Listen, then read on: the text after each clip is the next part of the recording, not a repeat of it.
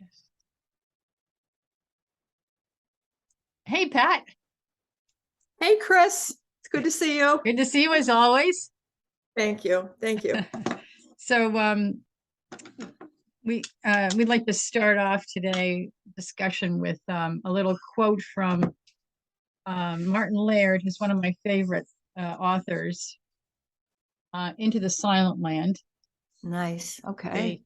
very important book in my growth, my spiritual growth.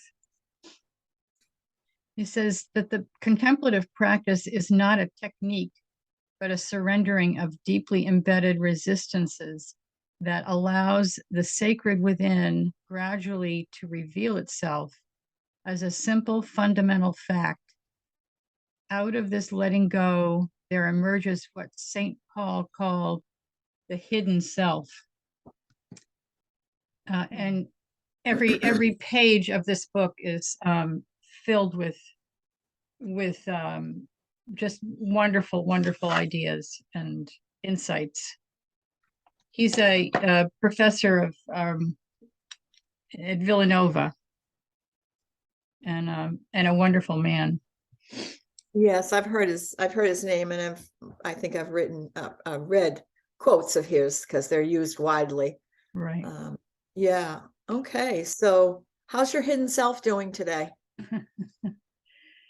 Well, my hidden self is we had a sermon at church yesterday that was very moving to me, and I'm trying to figure out what was moving about it.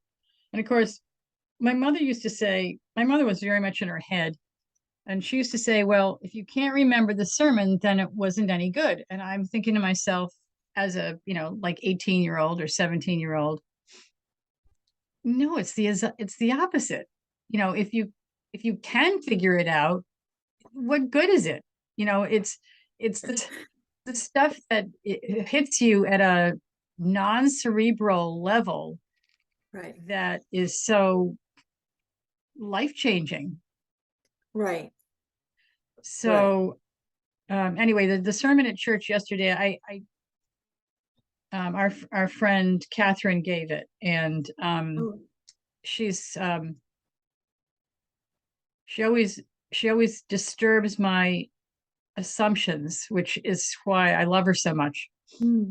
Um, so I thought how interesting it was that I had a true moment of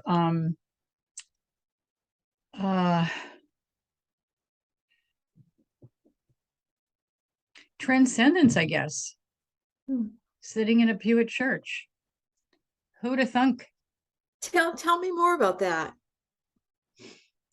Well, I think a lot of it is just the way she thinks, and I coupled with her brilliant mind and her loving heart. Um, she described what she called a soft eye gaze, which I've heard many times mentioned in the field of meditation. Mm-hmm.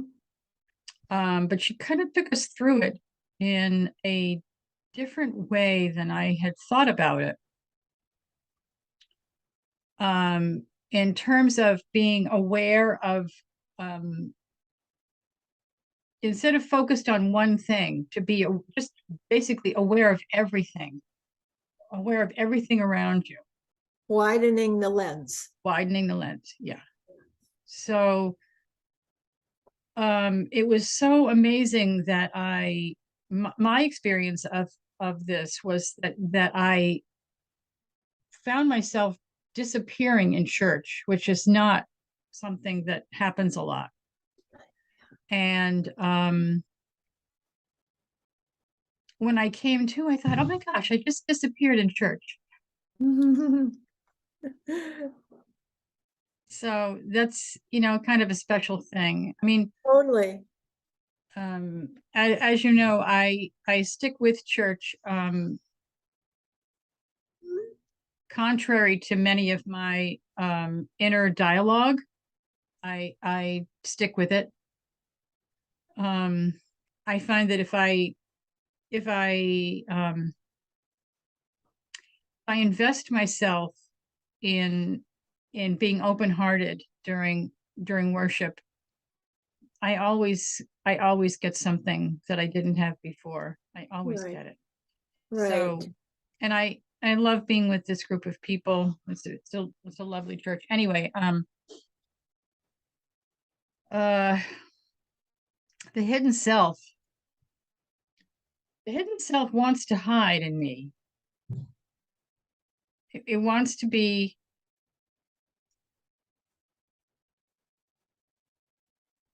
It wants to disappear. It wants to be hidden. Yeah, And yet it's the part of me that nobody else has ever had and nobody else will have. right, right.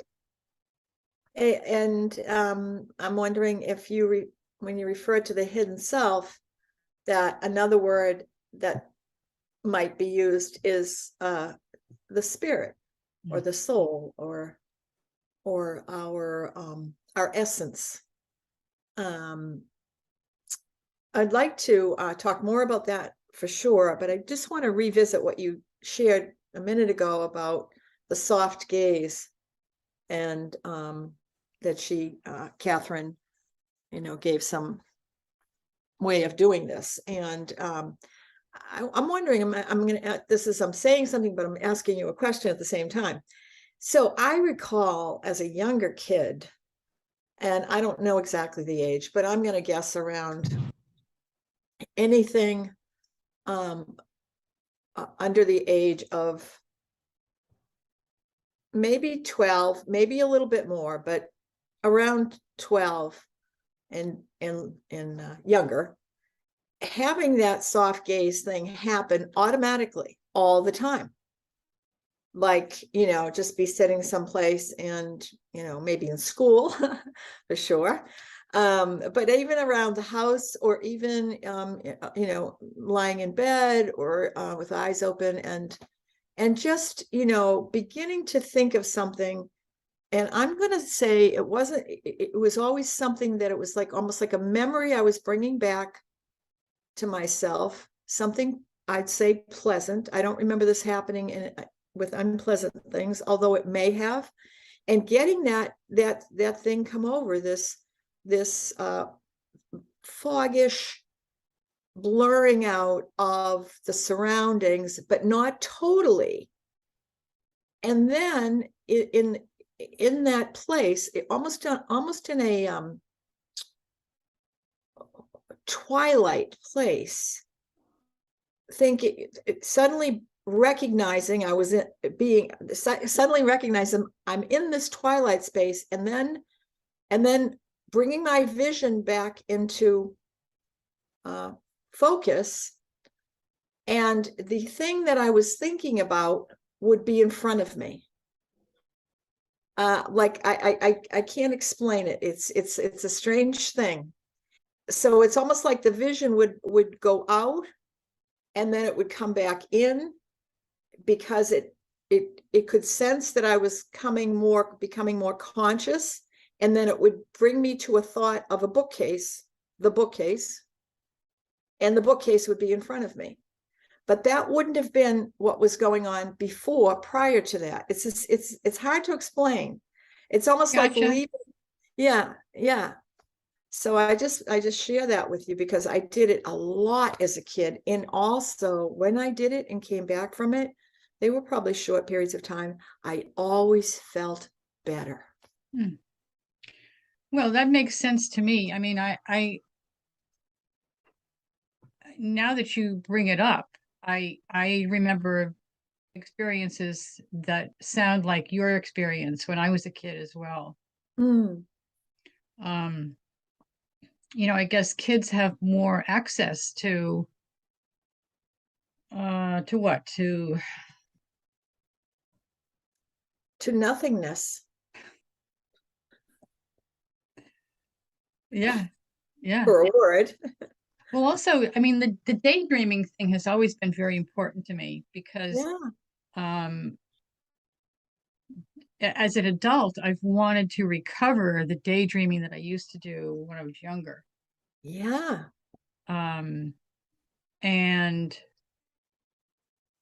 I think that the stuff that happens when we daydream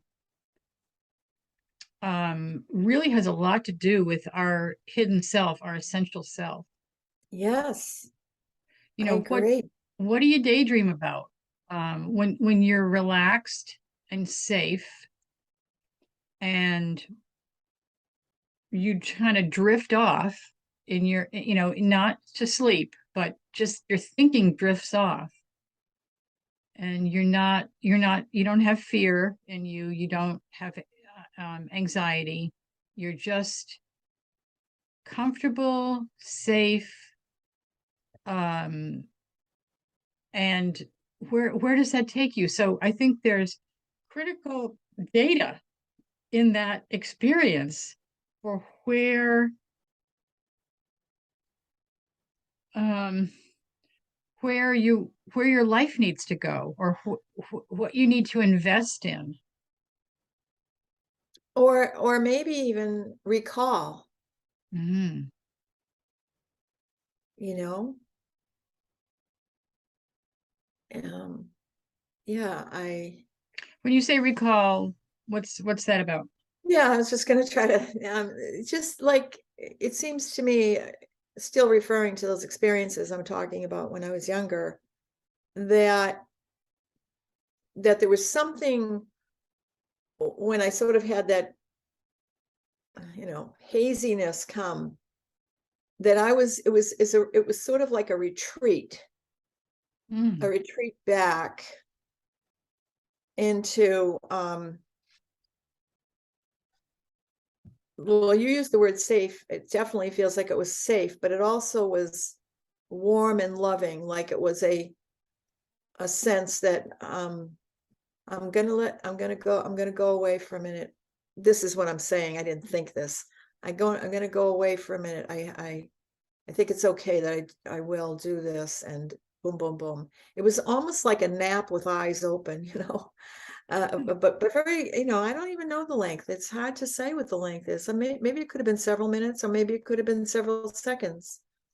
But there was sense that I was rejoining something that felt, I can't say loving, but that could have been there. Um, Yeah, I'll tell you what, though, I wish I could still do that, and I don't do it anymore. I mean, I could work at doing it, like you were talking about at church the other day. But this felt very automatic, not a great word, but very natural to do. And into my remembrance, it never got me in any kind of trouble at all. Yeah. Um, if I did it in school, which I may have,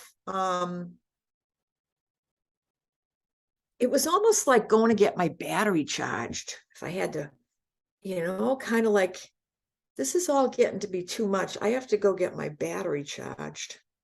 I mean, I didn't think that, but it was like a drifting away from this particular reality that we find ourselves into, sort of an alternate place. And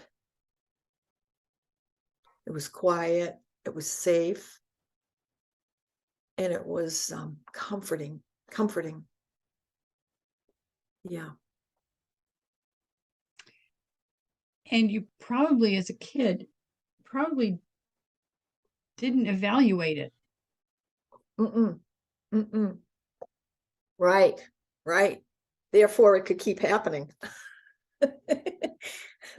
And now, as an adult, we both probably would like to have that happen again, Right. but it's maybe a little bit less accessible.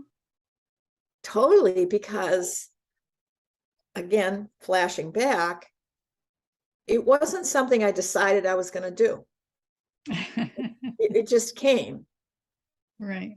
Now, as I think about this a tiny bit more, and this could be total hogwash, but I'm thinking it might be true, that we come equipped with this.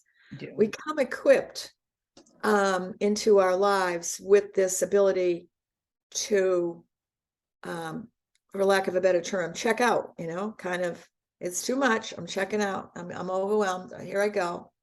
You don't say it out loud, but you allow this gift of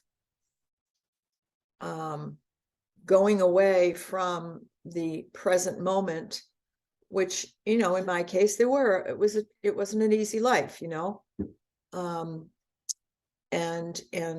but my point was this: maybe we actually come equipped with this ability, and we lose it in whatever culture we're brought up in. Now, if it's a culture that, like maybe the indigenous cultures, they promote that stuff, go to the happy hunting grounds or whatever they might call it. I'm sure that's not what they call it, but go time for self, Yeah.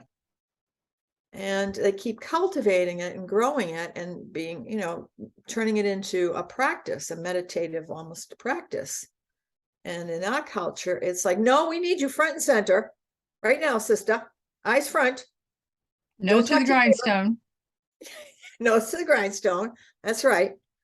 And so we are, it doesn't go away, obviously, because you can't take it away. I think it's in us, but it does get dulled down and probably quieted quite a bit. And I think that's what he's referring to. Laird is referring to here. So you said check out, and I'm wondering if we're really checking in. Yeah, true. I meant, I'm using this world, Yes. the world that just got us by the whatever, our hands and legs. Yeah, it is a checking in. That's true. But or we were checking away. we were trained that it was a negative, because, or at least I was, because Yep, I would do it a lot of it in school. sure. I mean, I was safe, I was secure, and the math was boring me to tears. Yep. So Yep. I would check out. In high school, what I remember doing was designing clothes. I've always been, I had a long period of I would make my own clothes. I would design my own clothes, and I would think of those things when I was in math class. But as a kid, like, the age that you're describing, maybe the under 12, um, I don't know. I don't know where I went, but it was really, really lovely. And it was peaceful, and it was sort of custom made for me. Yeah, And it was yeah, really a delight and a privilege to be there. yes. And there was no loneliness there. That's another thing. Like, in my day-to-day living as a child, I remember feeling lonely a lot.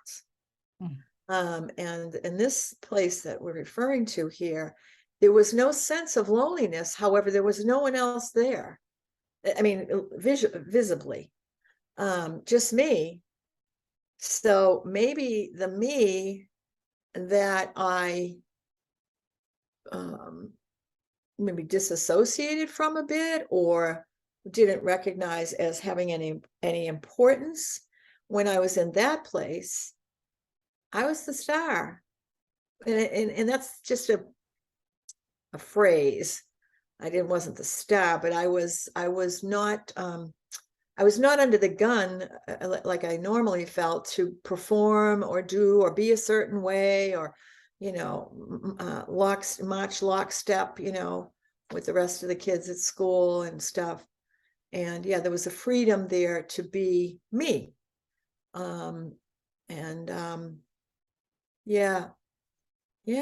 really wonder if we come equipped with that, and we, the true self, or whatever the phrase was that Laird used.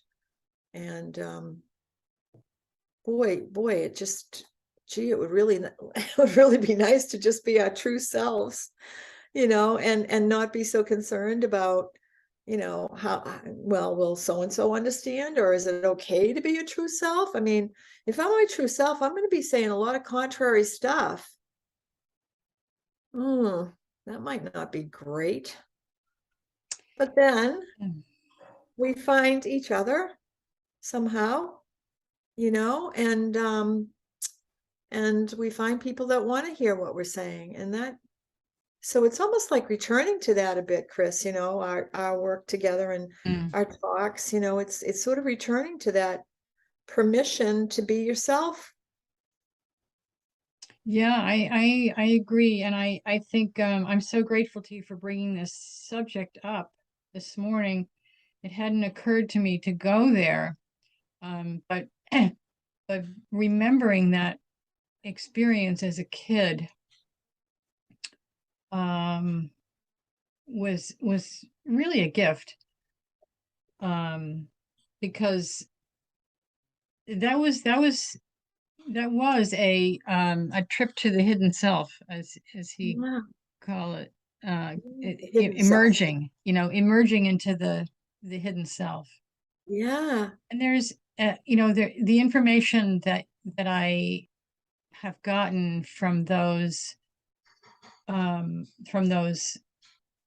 uninhibited moments of in quietness, um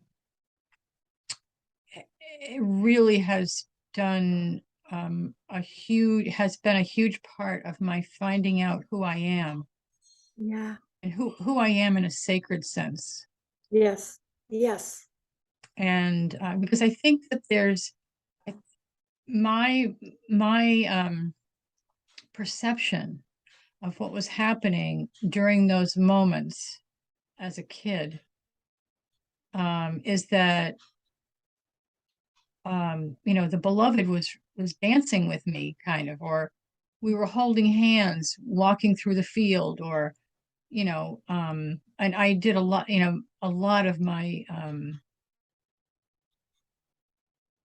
of those times happened in nature. I mean, my head would be in nature, Mm, mm, um mm, mm. and a lot of meadows, a lot of pastures, Yes. Yes. and Yes. the wildflowers, and of course, if a horse was there, it was 5 million times better. uh, um Absolutely. Absolutely. yeah, and the wind, the quiet wind, the breeze, and of Beautiful. course, and then I'd wake up in suburbia, you know. Yeah, that's where I live too. Yeah, Good old well, suburbia. most of us did. Yeah. Yeah. um The cookie cutter culture. yeah. Yeah. I was thinking the other thing that came to me when you were sharing what it was like for you to go off to that land, um, the land of Chris, and that the other message that always seemed there, maybe not a verbal thing that I heard, but yeah, a definite, oh, you're okay, kid.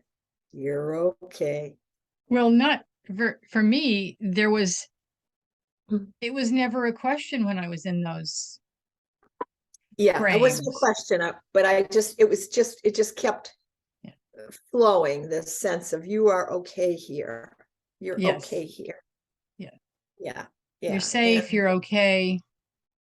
you're good. You can be anything, you can think about anything, you can go anywhere. Yeah. You're my child, Mm-hmm. and I approve. Right. It was a very, very intensely spiritual um respite that I mean, I had no words for that. I had no intellectual understanding of it, but it was Yeah. a very, very poignant and powerful experience. And I mean, I slept right back into that at church yesterday for that Nice. soft eye gaze. And she said something like, and as I said before, instead of concentrating on one thing, the whole everything around you Yeah. becomes available. The light that's coming in from the window, Yeah. the air, the the the tall windows, you can see the leaves blowing, but not concentrating on any of it, just awareness of it, Right. Right. Building awareness. which we really could do, almost anywhere. Absolutely. Absolutely. Staying aware is not possible in a head like mine when it gets on the assembly line of fear or anxiety. I mean, I get things I got to do. This is a busy assembly line. I got to be moving things around, and I mean, I can't. Can't take your eye off the ball. It's just, I mean, and I'm sitting here now with you, and I feel aware because I'm here with you, and we're together, and we're talking with one another as though it matters, because it does. And so now here I am. Now when we end this exchange, then I'll be back on the assembly line. Good thing, the positive is that I have way more awareness of doing that now. And so I have a chance to pull myself back, take some breaths, and sort of be, what is it that I'm trying to avoid? What is it I don't want to think about or work on that really could use some of my attention? So what would an example of that be that you can think of? Well, right off the top of my head, self-care is, just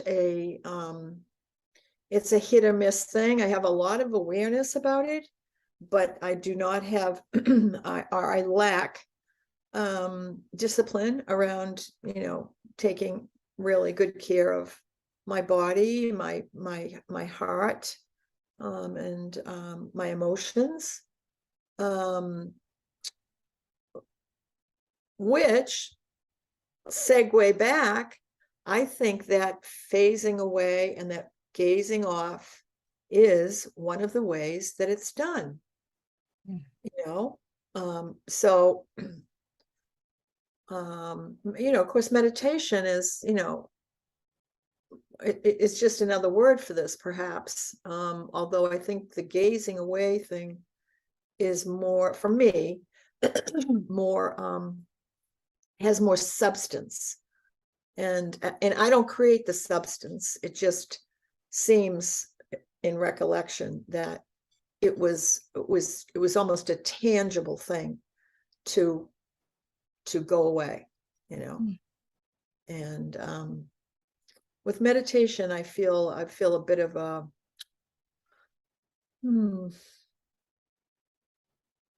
well, yeah, I mean, it one is the gazing away that I'm recalling from childhood was a gift that I accepted, that came, that I accepted.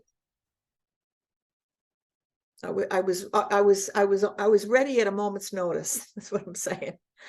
Now with meditation, it's more like, oh boy, here we go. Okay, let me see if I can quiet down this dang monkey mind. And of course, as soon as it's try to train the monkey mind, it says, no, you're not going to train me. Nope. And so it's not like the gazing away thing, which seems to just be like a letting go with something saying, yep, right this way, folks, over here. It seems there's an ease to it that I don't find in meditation. That's a really good point. A really good point. And I think that's one of the things that keeps people from meditating is this have to and shouldn't. I have to empty out my mind. I shouldn't have these thoughts. And it turns into a fight. Absolutely. Just 20 say minutes of fight. totally. Say shouldn't to me, and I was doing that. Okay. Don't even say shouldn't, because when you say shouldn't, Yeah. I'm on it. Yeah. So yeah. So there is that guy, I think I mentioned to you, I'll send him again, who is a fellow from India who stays on the camera with eyes closed. It's a 20-minute offering.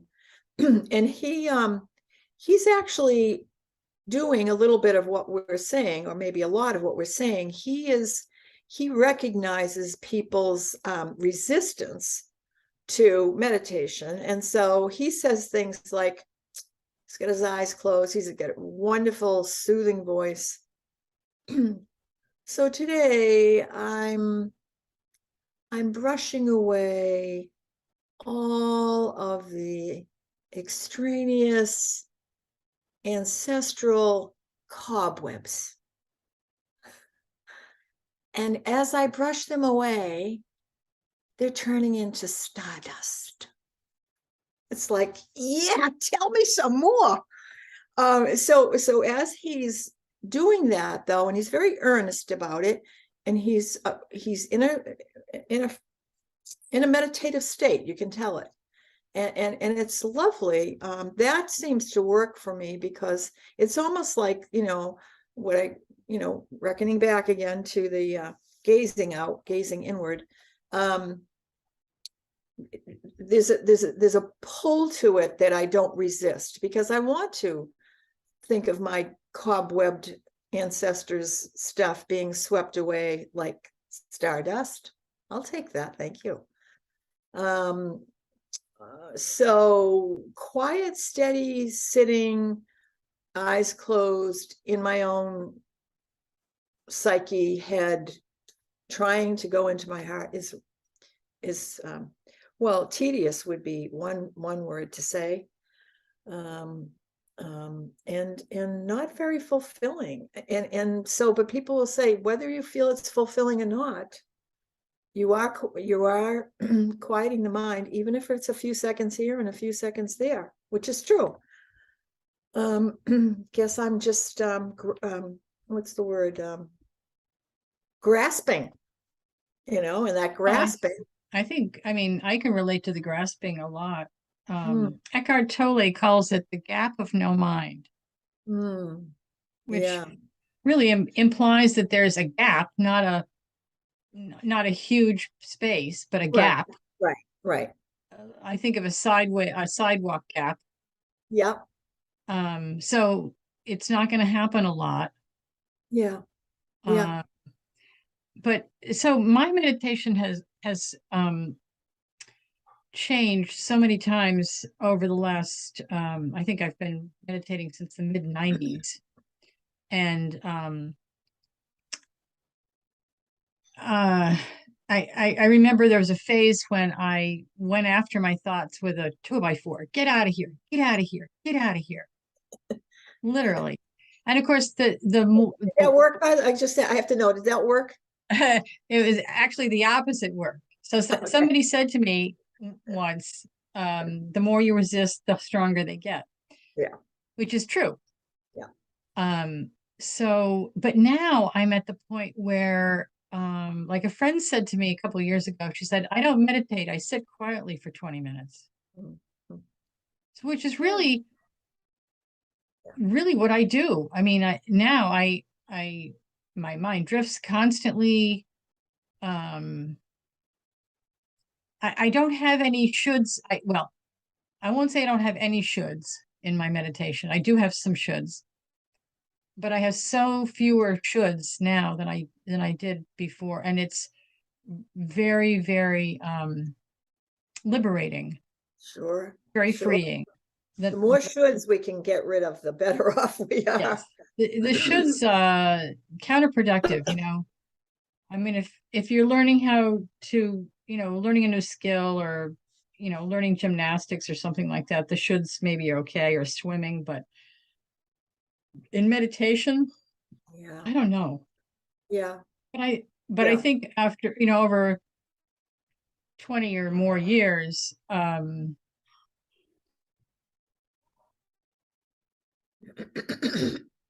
it's enlightening to me to know how much my meditation has changed, how many times it's changed, and how many iterations I've been through of what what I experience and what I think it should be like and all this stuff. But I think the thing that's most valuable to me, one of the things that's most valuable to me about meditation is that I, quiet is no longer scary to me. Yeah. And I think when I'm in a conversation with people or in a group, Hmm. um, when I was in my 30s, I thought I had to fill the space with talking. Yeah. Yeah. And I at that point I was a pretty outgoing person anyway, so there was a lot of talking going on. But now, if I think about silly things or stupid things, or I'm evaluating them, but sometimes they are silly and stupid. Um, I mean, like, what should I wear to the thing tonight? That's, I don't want that to be in my meditation. Right. Right. But it is. Yeah. Yeah. Yeah. It's funny you're talking about how I think what I'm hearing you say is that sometimes you might be in a group of people and there's a lot of talking, a lot of I call chitter chatter or whatever, and you decide to just listen to what your inner self is saying, and it's saying something like, well, I'm not interested in getting engaged in this. And then, and then perhaps you decide not to.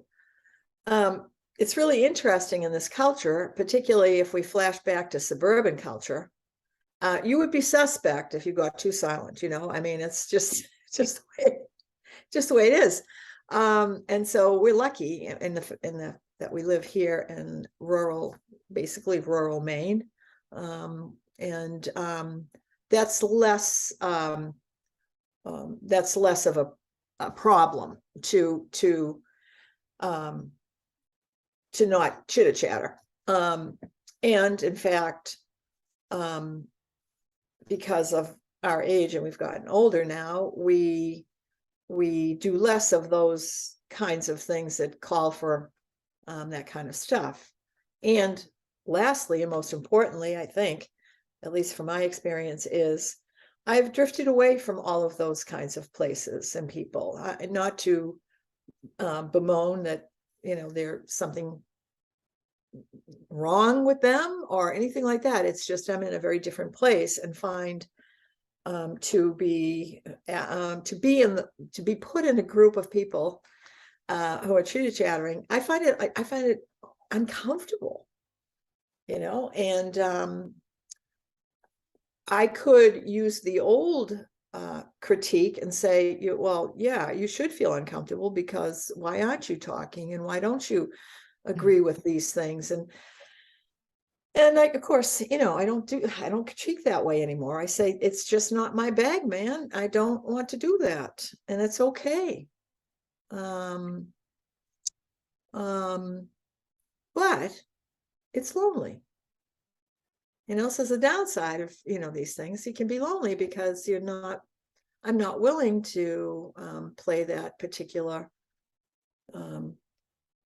I don't want to call it a game. I just am not curious about we've covered the surface of the thing so much now. Let's go a little deeper. Could we please? Oh, so I think for me, the noise bothers me too. yes, because the voices rise.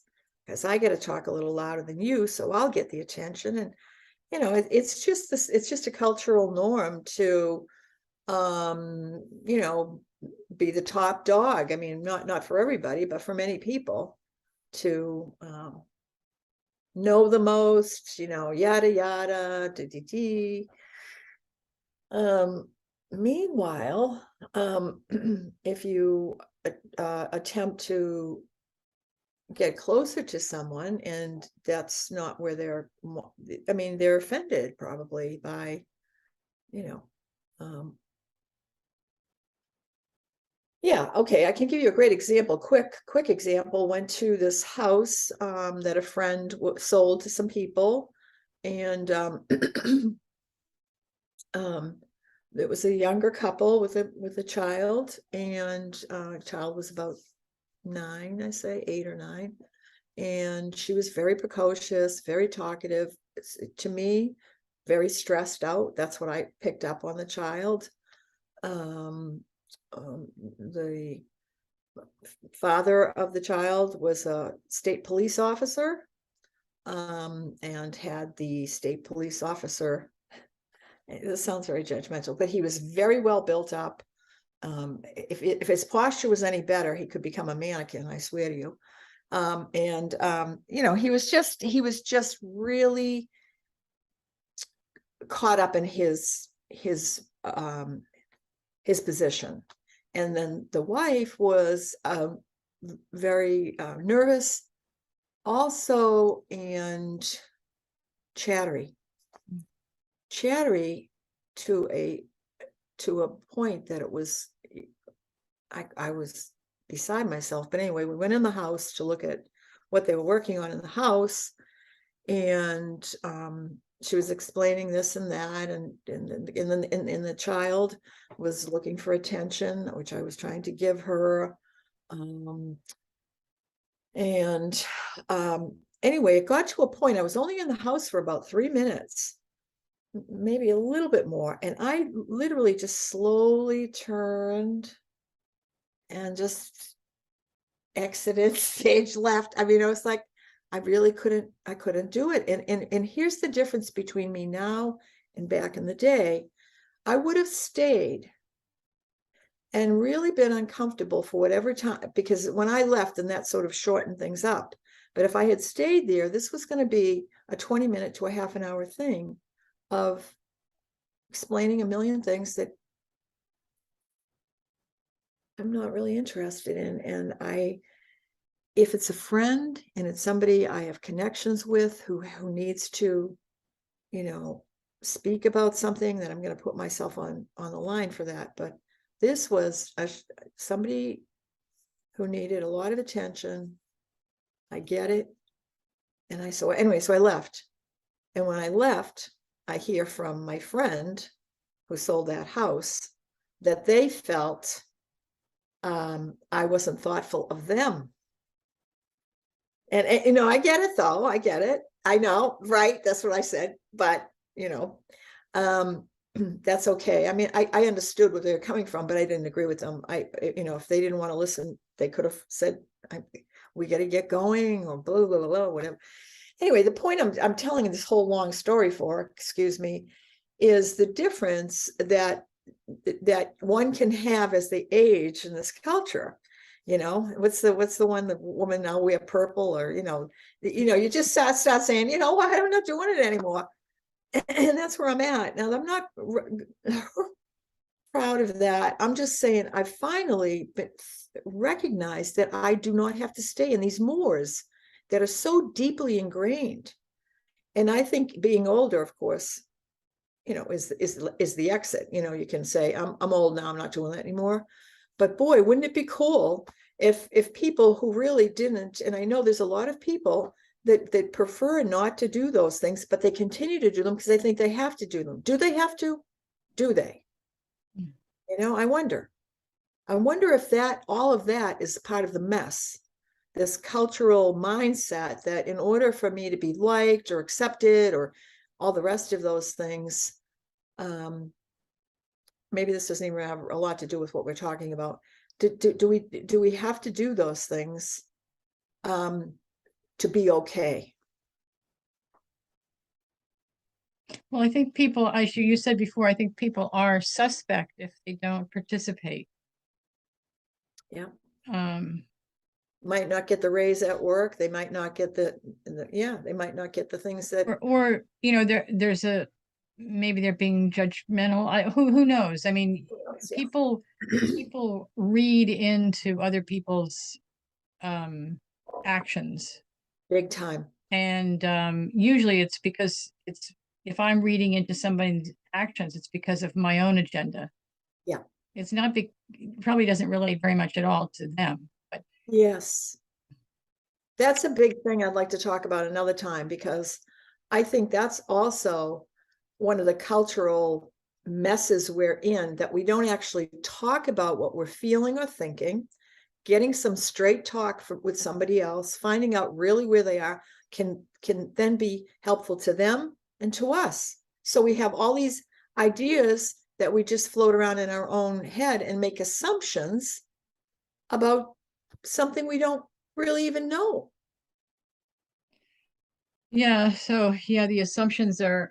Somebody once tell me assumption means ass of me, making an Yeah, ass of me, yeah, assu me. yes, yes. An assumption is making an ass out of you and me, or something Yeah, like that. yeah. You and Yeah, me.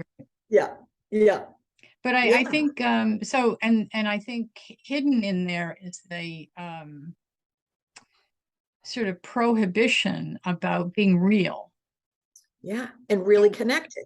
right, and really connecting. So, you know, I might be talking about small talk, um, which I did at one point in my life a lot, and I do less of it now.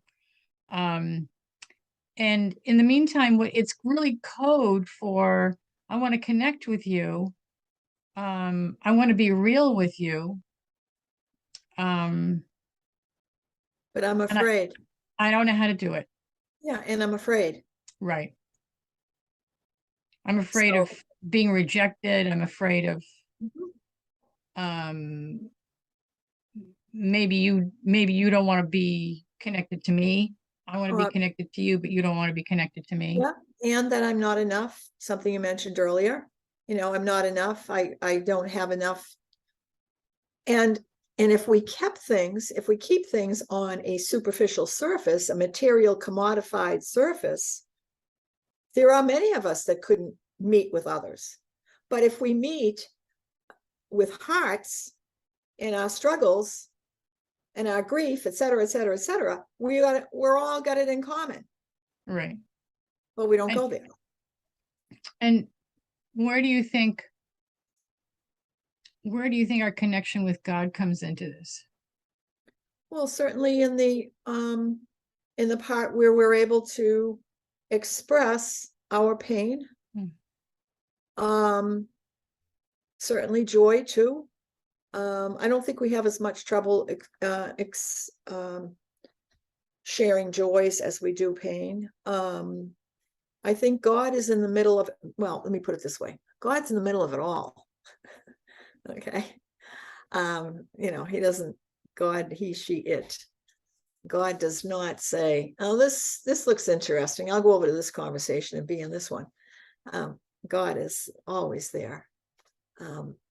In that fear place of, hey, what's new with you anyway? I heard you went to Bossa Nova, huh? Hey, I understood your mother died. I'm sorry to hear that. Want to talk about it? So both. Hmm. At the Bossa Nova one, God's like, yeah, I'll do the Bossa Nova. What the heck?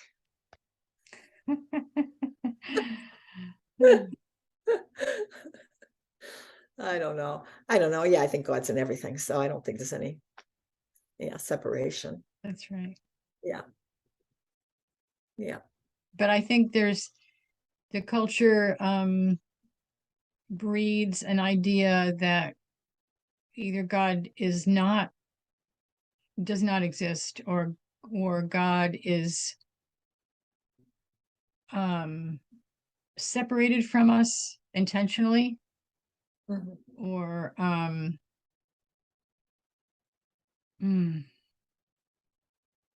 I mean there's nothing that I've picked up on in the culture that says um, God is in every moment.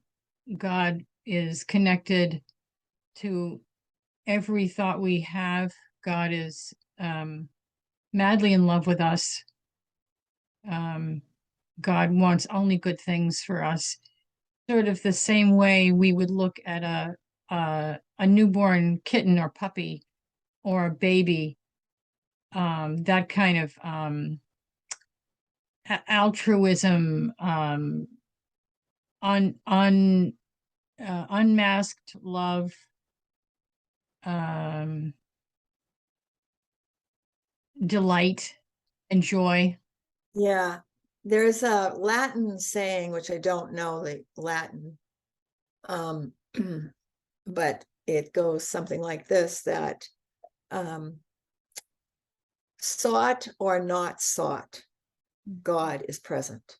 That's Mm. just, and Mm. I've always liked that. And you can put it, it's been said that you put it at the entrance of your doorway. And I don't know who said it. And again, I think it's a Latin phrase, but I love that because it's saying you don't get to choose where God is. It is present, period. Always, always, always there. Always. And my experience is that there's almost no judgment. Correct. I'll go ahead and say there's no judgment. There's no judgment. And then I'll go out in front of that and say, it's love, plain and simple. Yeah, there's open arms and Yes. a protective and receptive Yeah, welcome I like that. and embraced.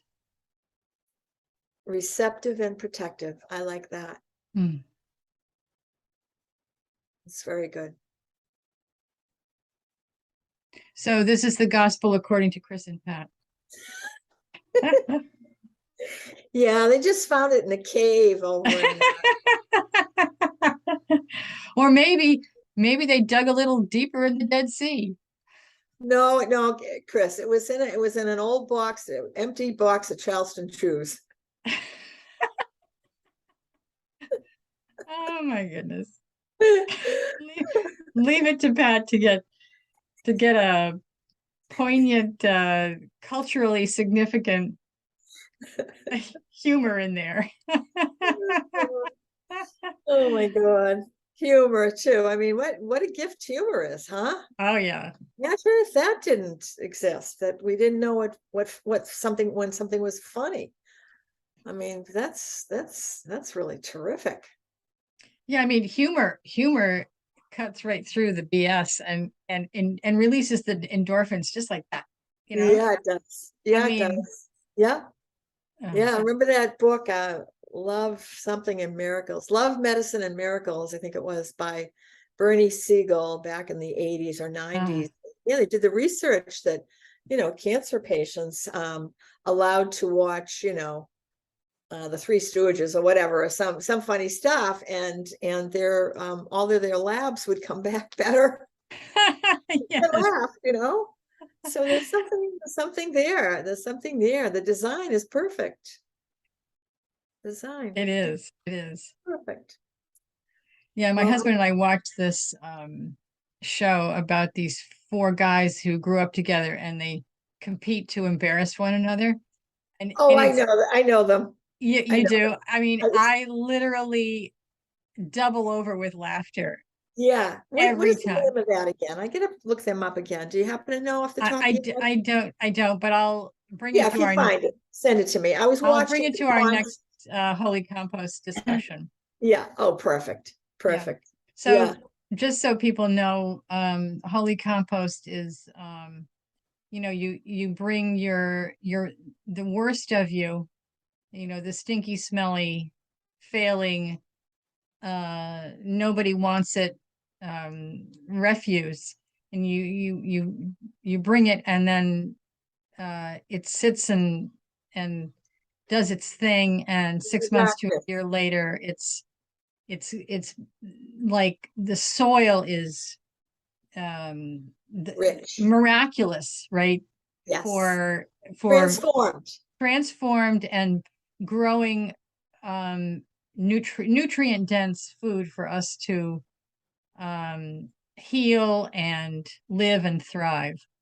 Absolutely. And this is what the spiritual life delivers. Yes, it does. So on that wonderful note, uh it's been real, Pat. It's been real, Chris. And it's always a real delight to talk to Thank you. you. I feel the same. So Okay. until our next Holy Compost, Yes. Over and out. over and out.